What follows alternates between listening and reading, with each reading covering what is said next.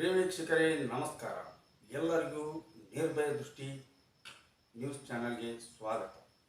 ಇವತ್ತು ನಾನು ಏನು ಹೇಳೋಕ್ಕೆ ಇಷ್ಟಪಡ್ತೀನಿ ಅಂದರೆ, ನಮಗೆಲ್ಲ ನಮ್ಮ ಉತ್ತರ ಕರ್ನಾಟಕ ಭಾಗದಲ್ಲಿ ವಿಶೇಷವಾಗಿ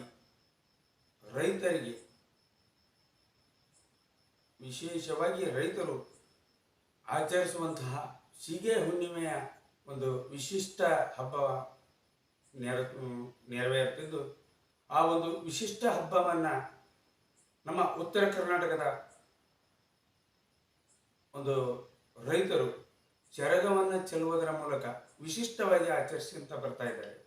ಈ ಒಂದು ವಿಶಿಷ್ಟವಾದ ಹಬ್ಬದ ಒಂದು ವೈಶಿಷ್ಟ್ಯತೆ ಮತ್ತು ರೈತರ ಒಂದು ಸಂಪರ್ಕ ಮಾಡಿಕೊಂಡು ಇವತ್ತಿನ ಈ ಒಂದು ಎಪಿಸೋಡನ್ನು ವೀಕ್ಷಿಸಲು ಎಲ್ಲ ನಮ್ಮ ನಿರ್ಭಯ ದೃಷ್ಟಿ ನ್ಯೂಸ್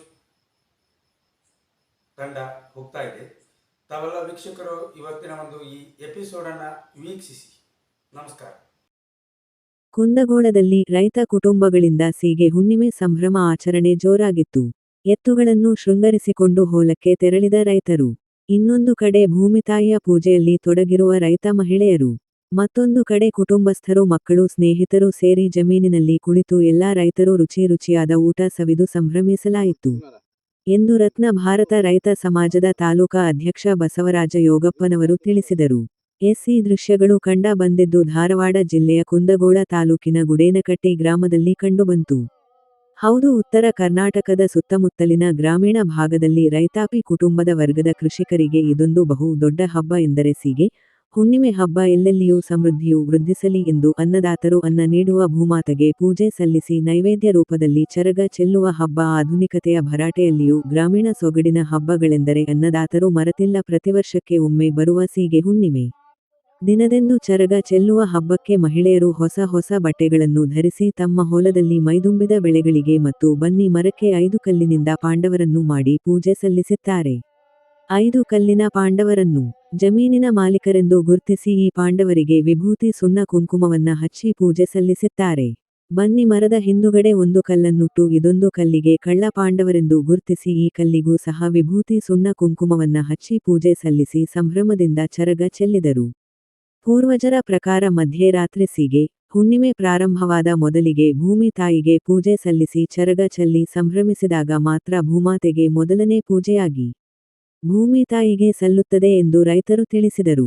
ಬೆಳಿಗ್ಗೆ ಕುಟುಂಬಸ್ಥರು ಸ್ನೇಹಿತರೊಂದಿಗೆ ಚಕ್ಕಡಿಯಲ್ಲಿ, ಟ್ರ್ಯಾಕ್ಟರ್ ಗಾಡಿಯಲ್ಲಿ ಹೊಲಗಳಿಗೆ ತೆರಳಿ ಭೂಮಾತೆಗೆ ಉಡಿತುಂಬಿ ಸೀರೆ ಅರ್ಪಿಸಿ ತಾವು ಮನೆಯಿಂದ ತಂದಿದ್ದ ವಿವಿಧ ಸಿಹಿ ಪದಾರ್ಥದ ಬಾನದ ನೈವೇದ್ಯವನ್ನ ಬೆಳೆಗಳಿಗೆ ಚರಗ ಚೆಲ್ಲುವ ಮೂಲಕ ಚರಗದ ಸೀಗೆ ಹುಣ್ಣಿಮೆ ಹಬ್ಬವನ್ನು ಸಂಭ್ರಮದಿಂದ ಆಚರಿಸಿದ್ದಾರೆ.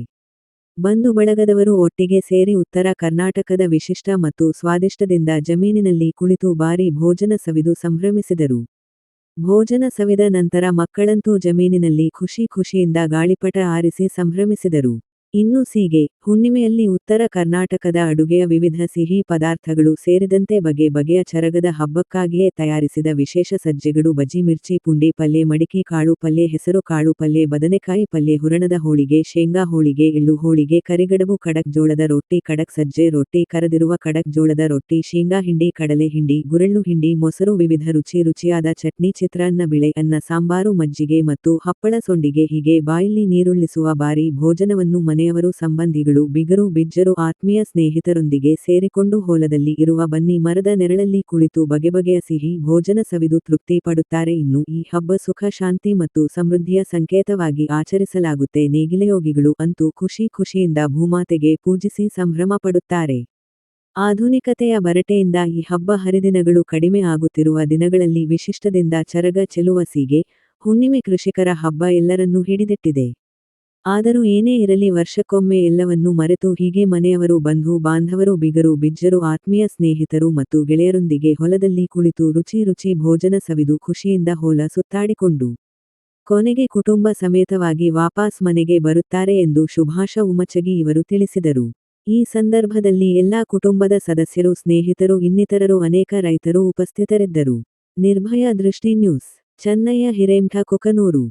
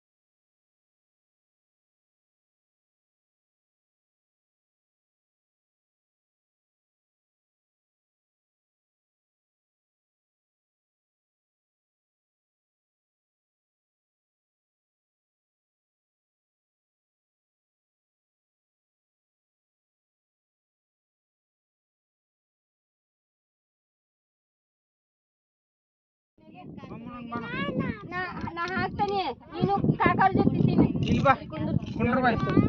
ಅದೊಂದು ಹಾಕೈತಿ ಉಳ್ಳಾಗಡ್ಡಿ ಇಲ್ವಾ ಇದೆ ಕೋಣ ಎಷ್ಟು ಸ್ಮೆಲ್ ಚಟ್ನಿ ಹಾಕ ಯಾವ ಶೇಂಗಾ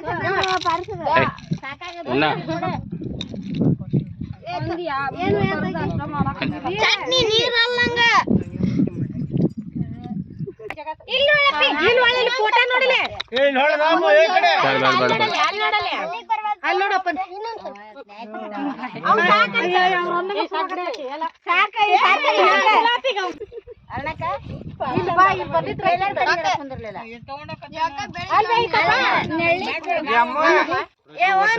ಇವತ್ತು ಹೊಲದಾಗ 5 ಮಂದಿ ಪಾಂಡವ್ರನ್ನ ಮಾಡಿ ನಾವು ಸಿಗಿ ಹುಣ್ಣಿಮೆಯನ್ನು